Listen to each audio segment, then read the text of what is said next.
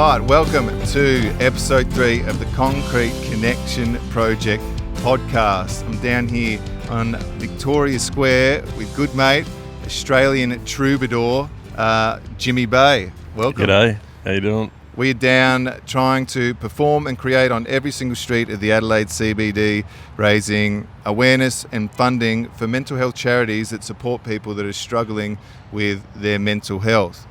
Now, Jimmy, thanks so much for joining me today. I've been asking everyone just off the bat, just to get a bit of a gauge. When I say the words mental health, what does that mean to you? What springs to mind? Oh, that's a big question. Mental health.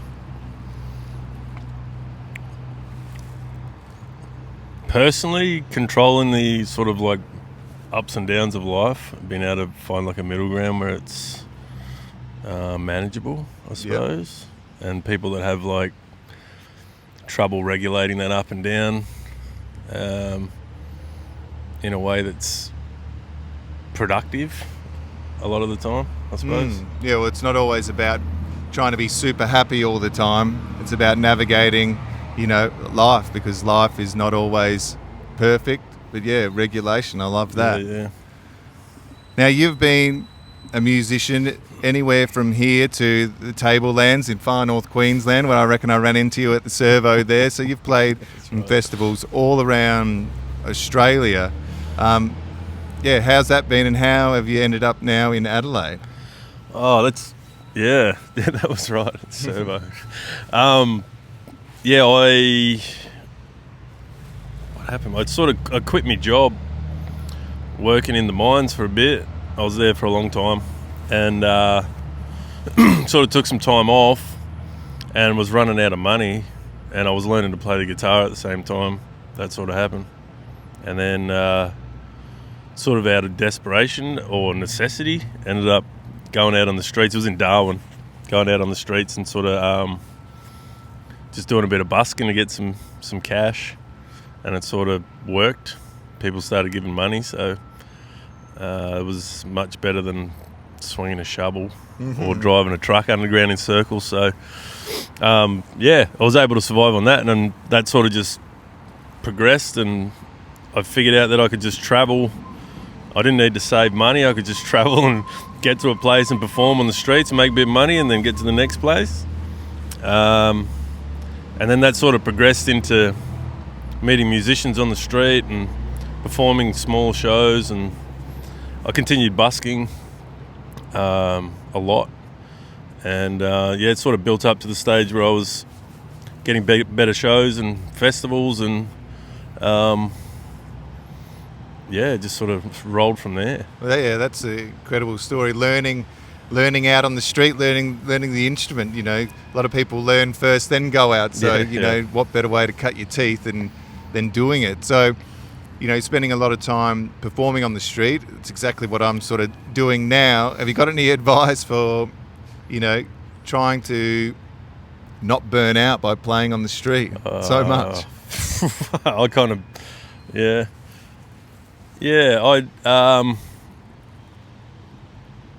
take breaks, and not just like a couple of hours. Take a couple of days off here and there, just to sort of pull back and get healthy. Because when you're out on the street all day, you tend to forget to eat. You forget to drink, and you're around a lot of intense atmospheres. So it sort of builds up and it wears you out real quick. Yeah. Just taking a bit of time off and making sure you keep up your fluid intake and your food. Yeah, well, I found, even though you can be around in busy environments, but you are essentially still alone a bit. There's people, some people definitely do stop, and, it's those one-on-one engagements which I've been finding have been the most beneficial, to get a gauge of the community's mental health, and just from my experience anyway. But, a lot of people are busy about their day walking past, so it is still quite lonely. It can be. It can be, but one thing I did realise busking so much over the years was the people that are walking past they're not necessarily ignoring you. A lot of the time they do notice what you're doing, because a bunch of times people will walk past and it'll look like they're in their own world and they're annoyed with you for being there, and then they'll come back and they'll stop and talk, and they say, sorry, I was on my way somewhere, I was in my own little world for a bit there, or everybody's going through their own thing. And that's another big thing about busking, is watching people and realising everybody's in their own world and everybody has their own troubles and ups and downs, and someone that's walking past that might look angry might just be thinking about something or stressing about something else and not necessarily angry at you. So that sort of gives you a bit more compassion on not feeling so alone, but feeling a little bit more connected to people that are walking past, going like, we're all doing our own little thing. So, that's a great view on it. Yeah, because sometimes, you know, you are thinking, oh, well, what am I doing this for? And then suddenly, you're right, someone does come back and they say, oh, I heard you before, I heard you on another street, you know, yeah, great job. And then, you know, it is a little pick-me-up. That's a great outlook on it. Now, you've got a song called Till I'm Feeling Well, and I've been listening... Feel-good hit of the summer. The feel-good hit of the summer, but it might not seem that on the surface, but, you know, I've spent a bit of time unpacking this song over the last couple of days in lead up to this, and I sort of think it is a bit of a mental health anthem. There's some lyrical content warning. There's a few swear words in it, but the majority of it is, I'm going to fuck off till I'm feeling well, and that's, you know, the line that keeps getting repeated. And to me, I'm probably reading into it a lot more than the real meaning behind it. But this is just what it meant for me. Is that it's sort of, and I've talked about it with other people, you know, mental health is about self-awareness and realising, you know, just like you were talking about, riding the waves of the highs and lows, and then realising, you know, right now I'm not feeling the best. Now I do need to take some action and get myself right. And I feel like, for me, that song is, you know, and the great thing about the song is as well, it really celebrates some Australianisms, I think, as well, in songwriting and songs that we listen to. We're so used to all, you know, the Americanisms of, you know, travelling around the States, the Route 66 and stuff. But you talk about, you know, the Bruce Highway and Fitzroy, Adelaide and Brisbane, and you do that really well. And but I think there's something to be said about. Have you ever seen the Bruce Springsteen Western Stars documentary? No, I haven't. No. He talks about the American mentality, and I agree with it, but I think it's more of a universal mentality than American, because a part of it, you know, you're getting pulled one way, in which you want to be surrounded by community and family and engage, you know, in a greater level with those that are around you, but there's another part of you that pulls you, that wants to be alone, that wants to hit the open road or head out camping or head to the water or something like that. And I think, you know, the great thing about that song, I'm going to fuck off till I'm feeling well, is about getting alone and, you know, focusing on yourself a bit before, and getting yourself well before you come back and then can help those others around you in the community. I think, you know, an analogy that I've talked about with a few other people is, you know, fitting your own mask before you fit someone else's, like they talk about on an airplane sort of thing. And I think that song really champions that analogy for me. Am I on the right track? Yeah, for sure. Yeah, that's 100%. Yeah. It's, that reset that you get from, I suppose, like simplifying your surroundings and your life down to like the most important things, or just simplifying it down to something that you can handle when you can't handle the full spectrum of what's going on around you. And that was a big reason for me that's why I was on the road for such a long time. I had troubles with depression as a teen, and that sort of, it still comes and goes throughout my life, and recently diagnosed with ADD, so that also explains a fair bit of the struggle with sort of day-to-day living. But I found that, and I didn't realise until I went and did it when I did Darwin, because the busking thing wasn't just I can make money out of doing this and not work. It was also I can simplify my life down to this thing here. I know I can do it. I know it works for my daily routines. I can make a living from it. And I think sometimes simplifying, you can't always do it. You've got bills coming in and like stuff you have to go do, but you can try and, well, I was trying to simplify everything down to the important things or the things that I needed to survive, so that I could try and slowly work back into dealing with the other things that I needed to do outside of that. Yeah. Well, that's great. Now, you did do music for a while, and I know, and you know, I reckon when you landed in Adelaide, I reckon you were playing in nearly every single pub, nearly every single night. I reckon every time I saw an Instagram post, I was busking in the daytime too. Yeah, and Jimmybay was playing here, he was playing there, he was playing everywhere, and you know, to me, that work ethic to be a musician is just work as well. You know, there's a lot of work to be done, and you know, I was pretty inspired by that. A lot of the times I'm like, far out, you know, I've got to be a bit more like Jimmybay, but you know, but that comes with its you know, troubles as well. Now, am I right in saying you did get a bit burnt out from playing so much, and you did go back to doing a bit of work? Yeah, kind of like before COVID, the naughty word,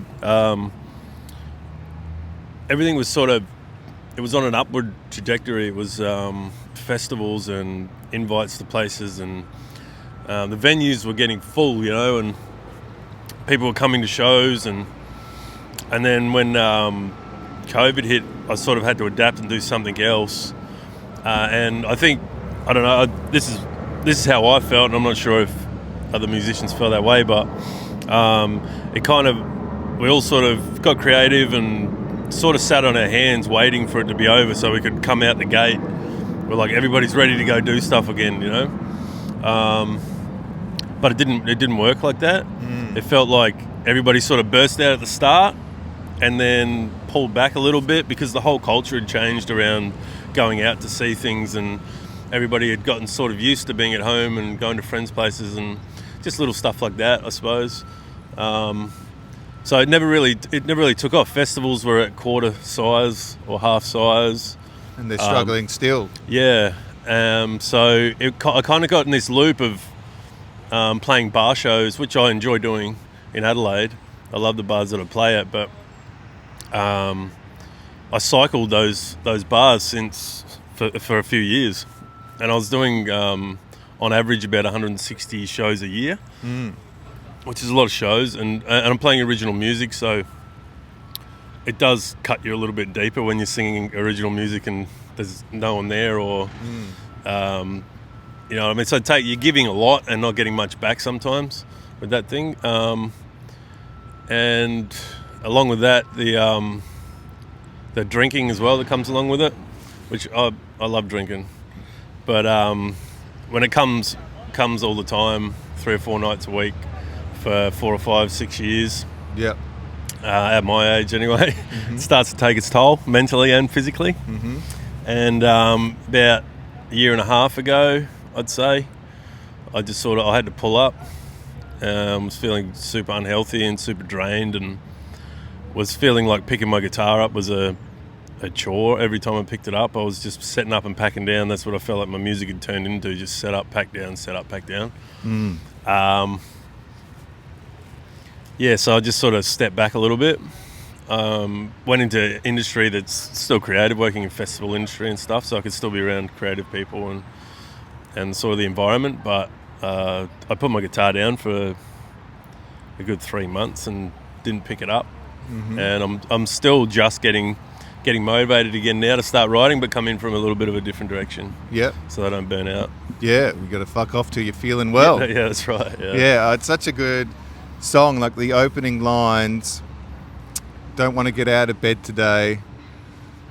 My head's heavier than hell. My head's heavier than hell. Sun's creeping through my bedroom window. Fuck off till I'm feeling well. Now, I can definitely relate to that. I've woken up definitely with hangovers and literally said out loud, fuck off. You know, but I've done it, you know, sober as well, you know, waking up. And sometimes, you know, I think that song's great because, I mean, it's talking it's talking about a bit of a hangover at the start, but for me that could be, it also talks about depression. It's hard to get out of the bed when you're not feeling the best, but it's just that I feel like that first line in the song is talking about the sun to fuck off, everything to fuck off, but then it's until I'm feeling well, and then you talk about hitting the road, heading down to Melbourne town, doing a couple laps around Fitzroy. I think all right, I've got to get up, I've got to do something. So that to me is, why it's such a the feel-good hit of the summer, the feel-good mental health anthem. I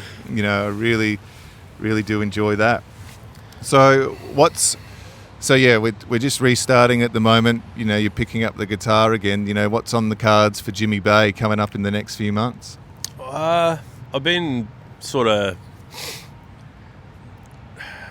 I got caught in loops with music writing, with songs, so I've kind of been experimenting a bit more. I built a bit of a home studio, bit of an analog sort of setup. So I'm trying to divide it between the interest in that old analog machinery and music as well, to see what sounds come out of that. More stripped back sort of stuff, more than big band stuff, more... like you mentioned Bruce Springsteen, more like Nebraska than his rock albums, you know what I mean? I love that Nebraska album. People that know me have played that album many times for the Fringe. I'm off to do it again in Tasmania, but that album, it was created in 1982, and it was just him, suffering and recording in ways that aren't too dissimilar to they are now. He had to escape. He had to go somewhere, and he went with a little, I think it was like a little Tascam 4-track tape recorder. 4-track. Now we've got, better recording equipment on our phones than he recorded that album with. Mm-hmm. You can't capture that sound though, that rawness. Yeah, I know. It's, such a raw sound. I know, I've seen some pictures on your Instagram about, some old tape to tape or reel to reel or whatever recorders that you've got, but that album, people from 2020 on were in their rooms recording, isolating, and I love referencing that album to the way sort of we got launched into that whole COVID thing. Such a good album, and it is so raw and so dark, and I love that album as well because of its honesty about darker times. I get asked a lot if I'm okay with my music, but I find that as a form of therapy, writing some of that dark stuff down, getting it on the page. Well, any tips and tricks that you can let anyone know about just trying to keep a baseline level of mental health? Anything we can put in our tool belts that that you've found has helped, or anything you can let us know? I feel like the most important thing for me, I don't know about giving advice to other people, but for me, just being easy on myself about it, not accepting it and staying in it.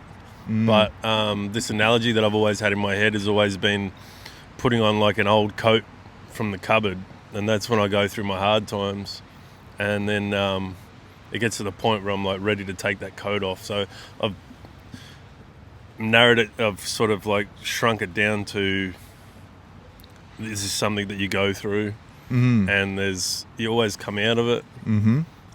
So it's just, you've got this old coat on for a little bit, or you've got this feeling for a little while, and you sort of just settle into it a little bit, not too much, but just settle into it and go, this is okay. It's just it'll pass. Yep. And then when you start feeling that little pass, that's when you get a little bit of motivation and you can pull your way out. That's being consciously aware of those ups and downs a little bit. And being okay with them. Riding the wave. Here comes the wave. Brace yourself. And then, you'll dry off eventually. Yeah, that's it. Yeah, I love that. Well, Jimmybay, thank you so much. I'm going to put a link down for his song on YouTube, Spotify, all that, Till I'm Feeling Well. It's been a great podcast. Thanks so much for coming down and joining me. Cheers, mate.